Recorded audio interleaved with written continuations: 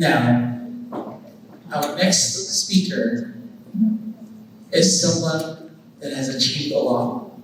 He went to Carnegie Mellon University and studied law, and went to Columbia University for his master's in architecture and urban design. Currently, he serves as the president of the Great Indianapolis City Council, representing District 12. Ladies and gentlemen, let's put our hands together. No other one than Buck Osili. Can we put our hands together? Let's put our hands together as he comes on stage. Good evening, ladies and gentlemen.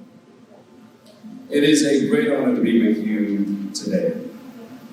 Gathered in this space as part of a living, breathing legacy, the African diaspora. In front of me today, I see an amazing fabric of languages and stories and traditions. But more importantly, I see a single thread that runs through it. In this moment in time, with the capacity to weave something even greater together. That thread is unity.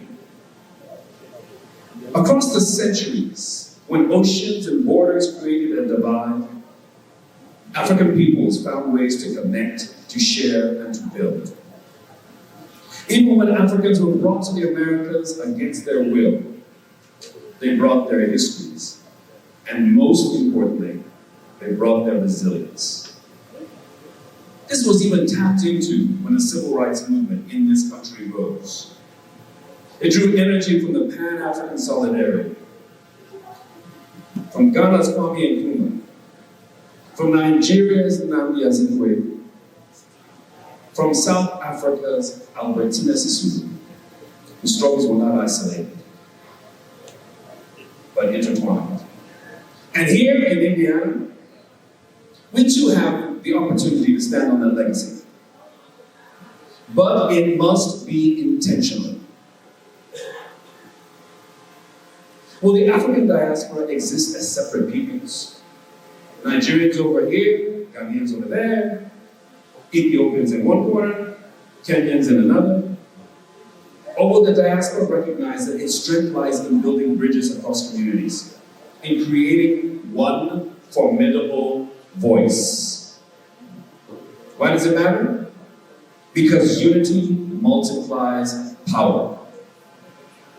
In politics, which I know a little bit about, when the diaspora shows up together, when it registers, when it votes, when it engages leaders, it stops being a scattering of communities and becomes a decisive voting bloc. Imagine what can happen when the voices of the African diaspora refuse to be ignored. In city council chambers, in state houses, and even in Washington. This is not just theory.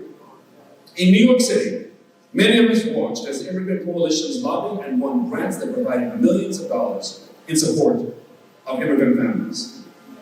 In Minneapolis, the Somali community fought for their children and succeeded in launching the Somali Heritage Language Program.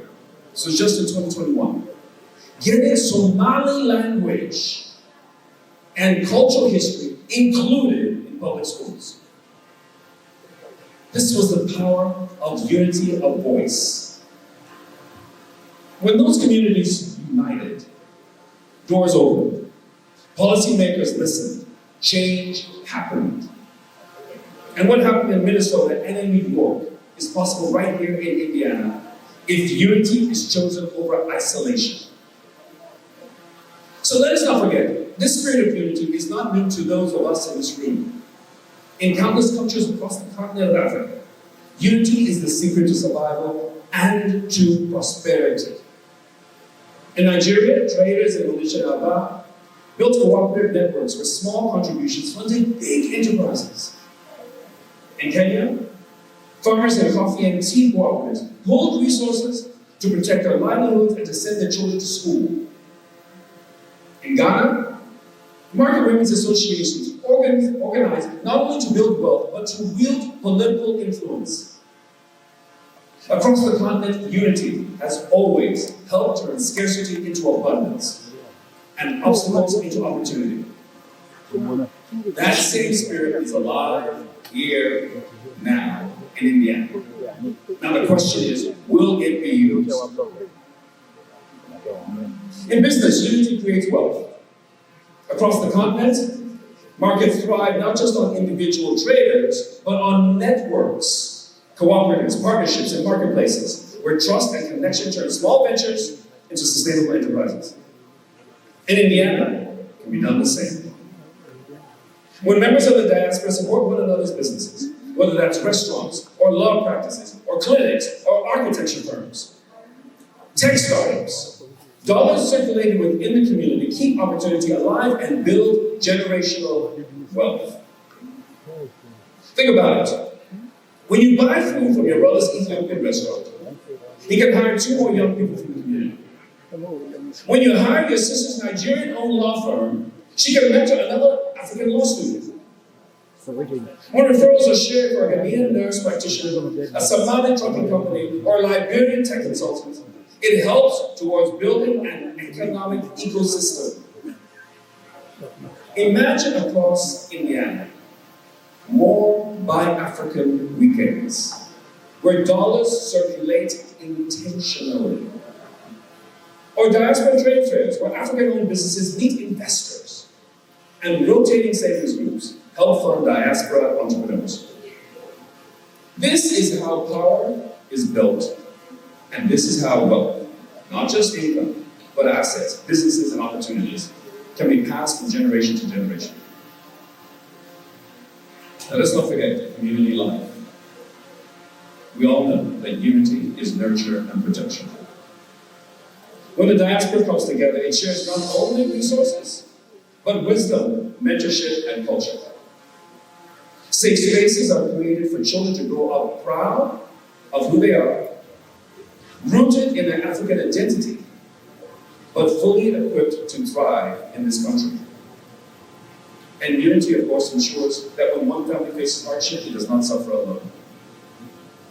Think about this also. Think of how powerful it would be to have a diaspora scholarship fund for our diaspora youth. Or health initiatives where cadres of doctors and nurses in the community offer free clinics once a month. Mentorship programs where young professionals shadow African doctors and lawyers, or engineers and entrepreneurs, right here in Indiana. A cultural center where children are taught not only how to say hello in Yoruba, Amharic, Somali, or Twi, but also what it means to stand tall in a world that sometimes tries to make them feel small. But unity doesn't just happen, it is built by choice, going beyond cultural pride into collective purpose.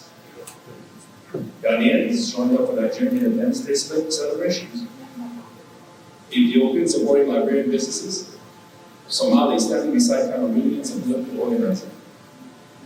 It means sustaining support for a place like this, international marketplace, where the global diaspora comes together, a shared home for diaspora art, language classes, community gatherings. It means putting aside, and this one is key, it means putting aside the things that divide.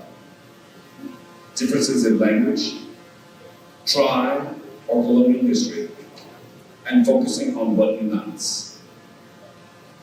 A shared heritage, a shared struggle, and most importantly, a shared future. So, this evening, with all that is possible to achieve, I put before you 3 requests. 1, create a unified political force. A council of the African diaspora right here in Indiana, where every community is represented, and that strategizes collectively, and where it is ensured that diaspora voices are heard at every level of government. Where the young people are trained to run for office, and no election happens in Indiana without the diaspora being consulted, courted, and counted. Second, build an economic ecosystem. A commitment to a diaspora bond. supporting African-owned businesses, creating directories, building mentorship networks, and investment circles that makes it easier to lift each other up economically. Entrepreneurs gather together annually for collective Indiana Africa Business Summit so that the diaspora community is not just making a little money, but is amassing it. And no longer looking inward but outward. Building trade and investment bridges between India and the nations of Africa. And then third, let's strengthen cultural ties. Joint festivals, youth programs, family gatherings, where children learn not only their parents' traditions, but also the richness of the wider African world. Where they grow up knowing that they are heirs to a vast continent, not just a single corner of it. And let me encourage the diaspora community to build partnerships with the African American communities.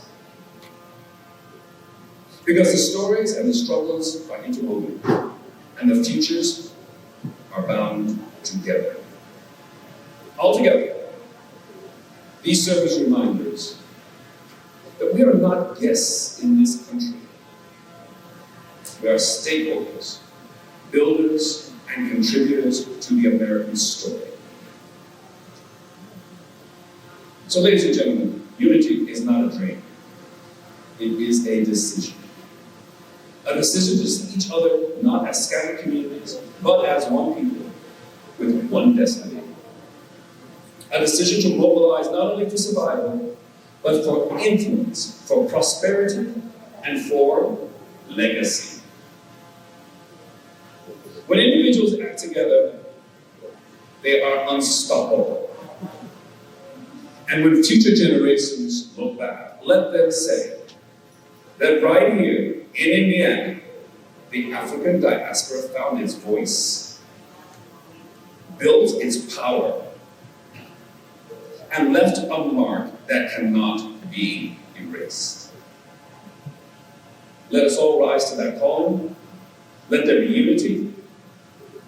And let there be built a future worthy of all of our ancestors' sacrifice and our children's hope. Ladies and gentlemen, I thank you for this honor.